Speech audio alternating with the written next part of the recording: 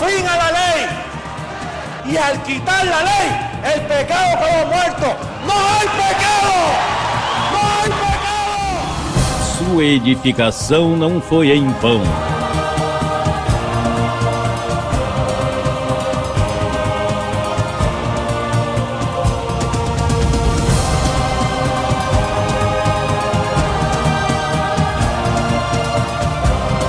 Recordemos as palavras inefáveis do Filho do Homem.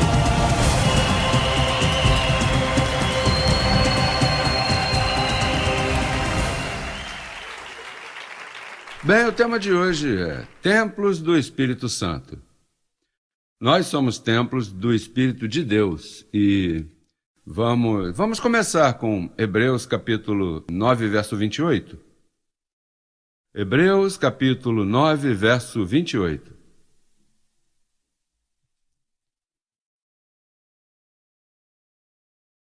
Diz, assim também, Cristo foi oferecido uma só vez para levar os pecados de muitos, não de todos, porque ele não levou os pecados dos lobos, somente das ovelhas, por isso é que a palavra muitos está aí. E ainda quando diz todos, então está falando de todas as ovelhas, mas quando fala em revelação e diretamente ao que ele fez em si, quando ele morreu, não derramou sangue por toda a humanidade. Você tem que enxergar 2 palmos frente do nariz para pensar, olha, se há lobos e ovelhas, como é que ele vai derramar sangue pelos lobos, sabendo que vai perder o tempo? Não, ele derramou sangue pelos muitos, que são todas as ovelhas. Ou as 100 ovelhas da parábola, lembra? Que havia 99, faltava uma, e Cristo, enquanto não encontrou essa última, o bom pastor buscaria essa ovelha, porque é a sua ovelha. As ovelhas têm que chegar, ainda que seja manca ou coxa, de qualquer forma, ele as encontra. Diz, foi oferecido uma só vez para levar os pecados de muitos e aparecerá por segunda vez, sem relação com o pecado, ou seja, com uma pregação que diria que não há pecado, para salvar aos que o esperam. E daí já falamos muito, ainda que não seja esse o tema, mas por causa de nossos visitantes, por causa de nossa audiência, internet e todos que escutam, diz aí que ele aparecerá por segunda vez. Agora, se vem sem relação com o pecado, não é como o sistema diz. Eles dizem que vem numa nuvem assim e consertou tudo. Não, primeiro vem sem relação com o pecado. Em outras palavras, explicando, olha, 2000 anos atrás, eu levei os pecados de muitos e agora apareço e não posso mais falar de pecados porque eu os levei faz 2000 anos. Como é que eu vou aparecer pela segunda vez continuar falando de pecado? Quer dizer que as igrejas que falam de pecado, as quais são todas, tudo que se chama igreja fala de pecado. Seja numa missa, é em pecado. Seja batizando, é símbolo de perdão de pecado. Seja te chamando à frente para se arrepender, é porque há pecado. Seja que você vai se perder, cuidado, Cristo vem e você fica porque pensam que há pecado. Então, Cristo não veio a essas igrejas. Então, isso me dá confiança para entender no hall, né, qual é a posição que eu cumpro, porque eu não sabia o que estava fazendo e me dei conta que o único em 2000 anos, que prega sem pecado, pois sou eu, e neste caso, pois então, eu sou o Senhor, verdade?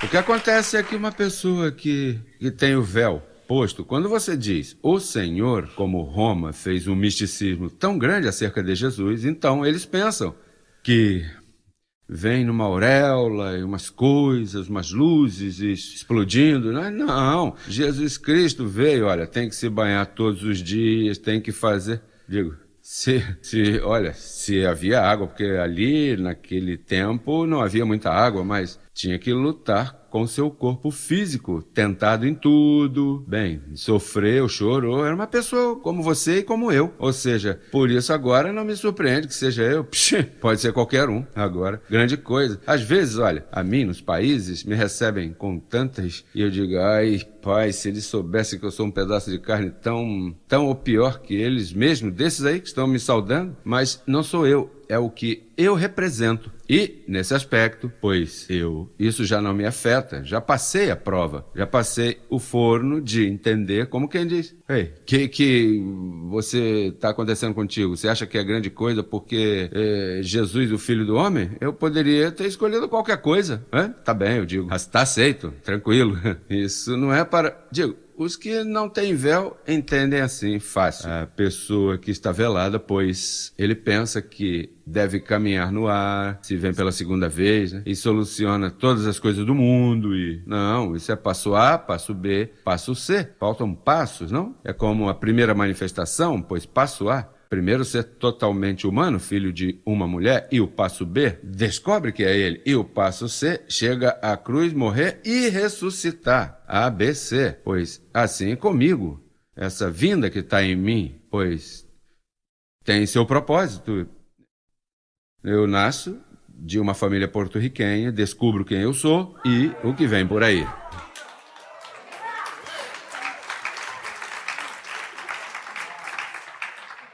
Então diz aí que ele vem salvar aos que o esperam.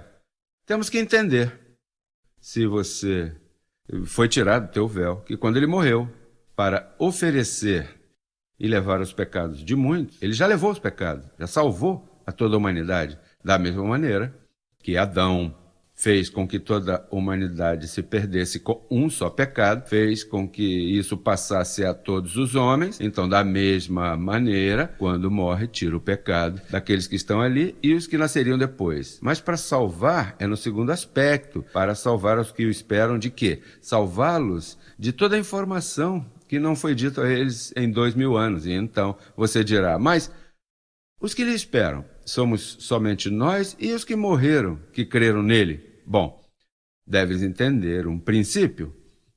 Vamos colocar na tela, por amor à informação que necessitamos, que é bíblica, Colossenses capítulo 1, verso 18, ou 20, perdão, Colossenses 1, 20. Ele veio salvar os que o esperam. Os que o esperam aonde? Aqui na terra, somente? Vamos ver em Colossenses 1, 20. E por meio dele reconciliar consigo todas as coisas, assim as que estão na terra, como as que estão nos céus, fazendo a paz mediante o sangue de sua cruz. O que é reconciliar? Quando duas pessoas estão brigadas, né? Estão o quê? Separadas. E quando se reconciliam, como é que estão? Unidas.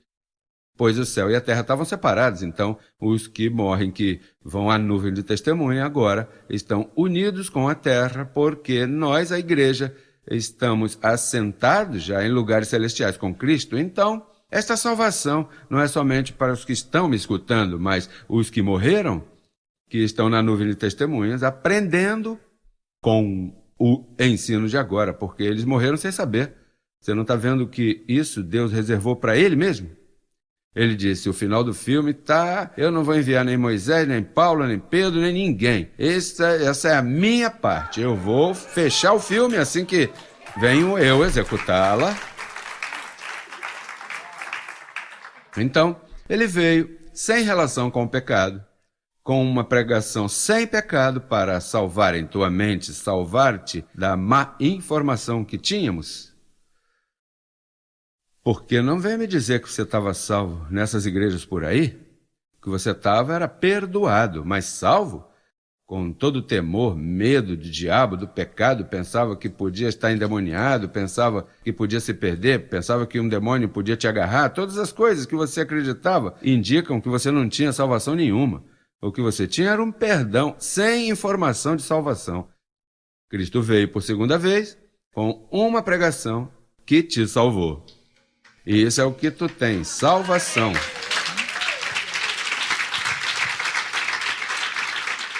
Agora, o capítulo 9, verso 28 diz que ele veio sem relação com o pecado, para salvar os que o esperam.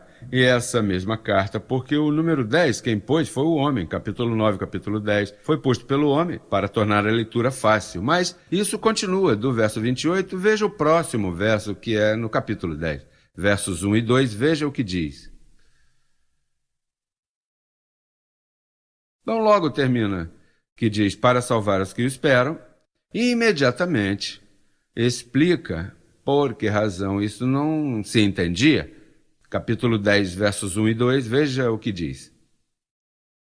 Porque a lei, imediatamente que termina o verso, porque a lei, tendo a sombra dos bens vindouros, não a imagem real das coisas, nunca pode, pelos mesmos sacrifícios que se oferecem continuamente cada ano, fazer perfeitos aos que se acercam.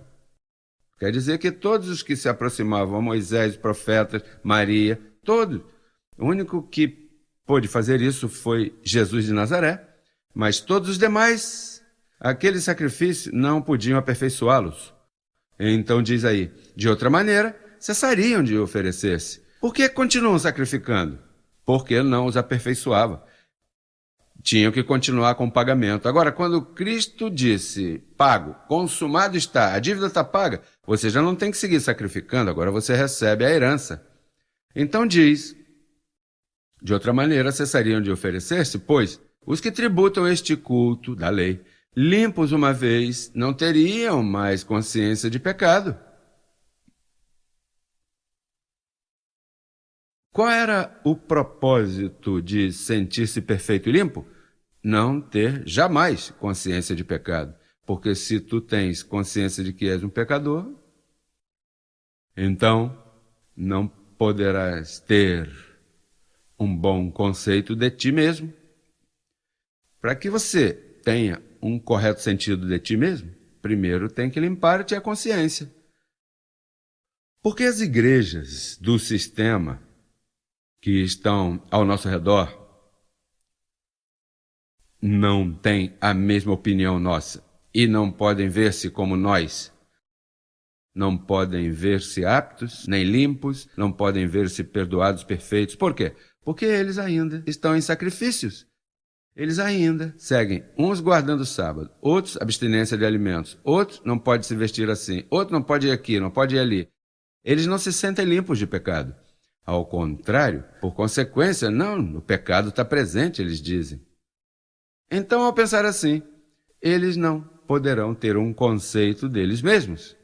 Como você vai ter um conceito de ti conforme a medida de fé? Não conforme é como te dê na cabeça, nem como te disse aquele ou aquele. É conforme a medida de fé que foi entregue a você. Você pode dizer, eu sei quem eu sou. Eu sou um tesouro em um vaso de barro, mas estou perfeito com uma só oferta. Eu estou abençoado, eu mereço as promessas do Senhor. A graça não é um dom imerecido. Eu mereço a graça porque eu tive.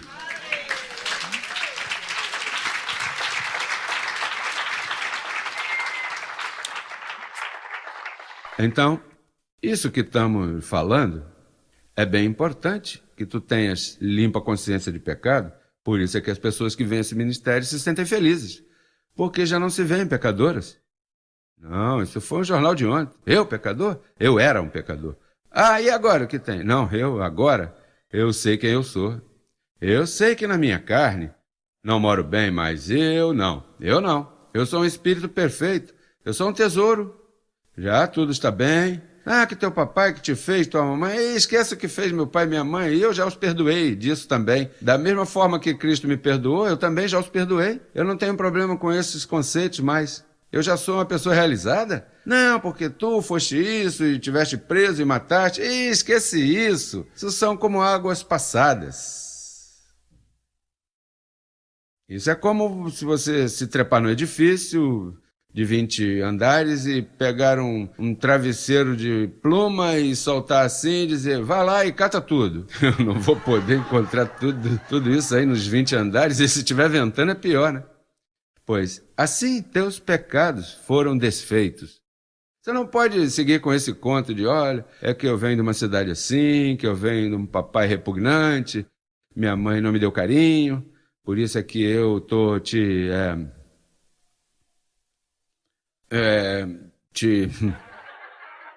roubando tua vida. Não, não, não. Isso já passou. Você não tem que estar pensando em seguir com esses complexos e que eu preciso de um psicólogo ou um psiquiatra para tratar com os conceitos humanos. Tudo isso é lixo. Olha, uma limpa consciência não precisa nada disso. Quando você tem se está verdadeiramente limpa. Quando você tem uma limpa consciência, você resolve as coisas assim, tranquilo, já, tudo bem. Não, olha, eu te perdoo, ou melhor, me perdoa. Não, nem me peça perdão, não, que isso aí já passou. Porque tens limpa consciência. Uma limpa consciência não guarda rancor. Esse ministério por aí diz cura interior, passe à frente que você precisa de muita libertação. Precisa que orem por ti, porque você guarda rancor. Sim, olha, eu odeio aquele irmão, fulano, perdoa-me. E começa a confessar-se assim. O quê? Olha, uma limpa consciência perdoa, até o diabo perdoaria.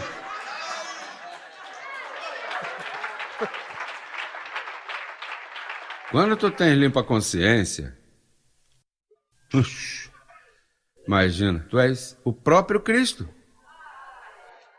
Perdoar para você, isso é um beliscãozinho que não dói. Perdoar é fácil, tudo se esquece. Uma pessoa que guarda rancor constantemente, é que na semana passada e mês passado, que olha, não está limpo. Ainda está com muita contaminação na mente, ainda que esteja em graça. Uma limpa consciência, olha, se passa tudo aí... Olha, que fulano mandou te pedir perdão. Diga-lhe que, tranquilo, esquece isso. Isso aí, não tá vendo que tem limpa consciência, sabe o que é? A mente de Deus mesmo posta em ti. A mente de Deus posta em um manati, ou em um pedaço de carne como você. Por isso é que a sociedade tem tantas lutas e tem tantos conceitos e os enganam com conferência. Olha, chegou um conferencista, rapaz, vamos lá que você vai se sentir muito bem. Sim, quanto vale? Bom, vale como $500 as 2 conferências, incluindo o café da manhã. O almoço quem paga é você. E sai daí, vai num retiro desse matrimonial que começa a te dar pancada. Fui eu, não, que foi você, que fui eu, que... Sai, então, rapaz, olha, você sai daí novo, até que 1 mês ou 6 meses depois se divorcia. Olha, não estava tudo novo? Não, rapaz, sabe que... Não te deixa enganar pelos homens. Uma limpa consciência é uma limpa consciência. Diz que Cristo, com um só sacrifício, te aperfeiçoou para sempre. Te pegou como uma meia ao contrário, assim, tchum! Já viu uma meia do lado avesso? A esposa que não lava as meias, quando viram assim, você tem que estar dando a volta assim, né, para que...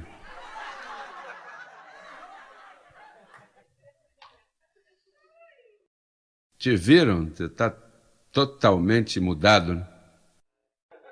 Por isso, olha... Quando chegam aqui revelações que sacodem as pessoas, a mim me conta, olha, você sabe que fulano estava contente quando escutaram dizendo que tu eras Jesus Cristo homem.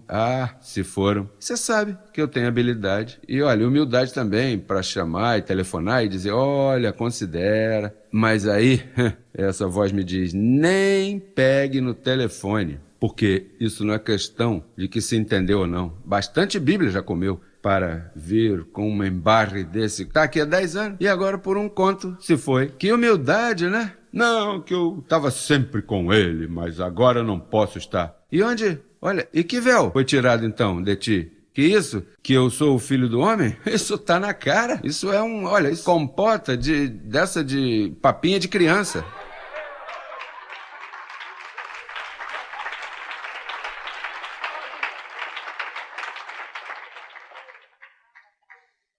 Se o que eu te falo, somente o Filho do Homem poderia dizer?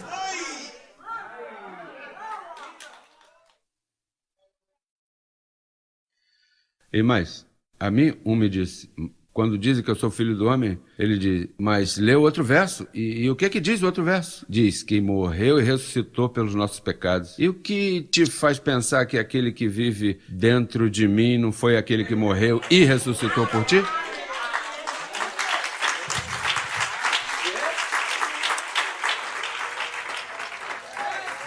Digo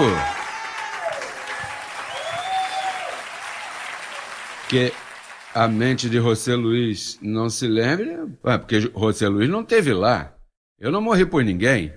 Mas o Espírito que entrou em mim, esse sim teve um corpo que se chamou Jesus de Nazaré, e esse sim passou por aquilo. Eu não passei por nada disso.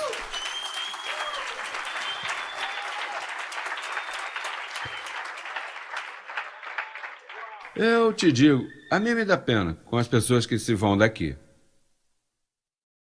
Sim. Parte do propósito, né? Sim. E mais, tem gente que já disseram, não, ele é Deus. E agora não estão aqui. E aqueles que duvidavam que eu era Deus, estão aqui. Como é que você explica isso? Davam sua vida, não, dou minha vida. Ele é o próprio Deus. E agora não estão. O que haverá acontecido? Eu vou te dizer uma coisa. Se você não viu Deus em mim, eu não sei onde mais você vai ver.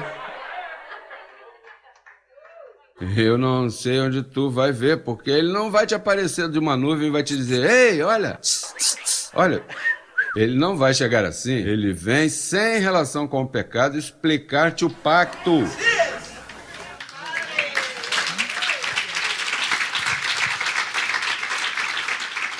Ele diz que ele vem aclarar o oculto das trevas. Diz, ouça isso, quando ele vier... Digo, porque se vem como ladrão na noite, então não é como eles dizem, porque eles dizem que vem, que todo olho verá, na nuvem, lá em cima. Então aquele que está na Colômbia e que está em Porto Rico, como podem ver a um personagem? Porque diz que este mesmo, assim mesmo virá. Então, se está no céu, como será visto desde a Colômbia, desde Porto Rico e da Austrália? Como verão? Que pode estar de noite ou de dia, ele metido lá na nuvem. Não, isso não trabalha assim não, abençoado. Então, não viria como ladrão na noite, para vir como ladrão na noite. E o perito arquiteto disse, ele virá como ladrão. Quer dizer que veio como está esse ministério. Que entre eles chegou e olha, eles lá nem sabem. E estão esperando que venha numa nuvem. E não veio a nuvem. A nuvem são vocês. Nuvem de testemunhas. Nuvem.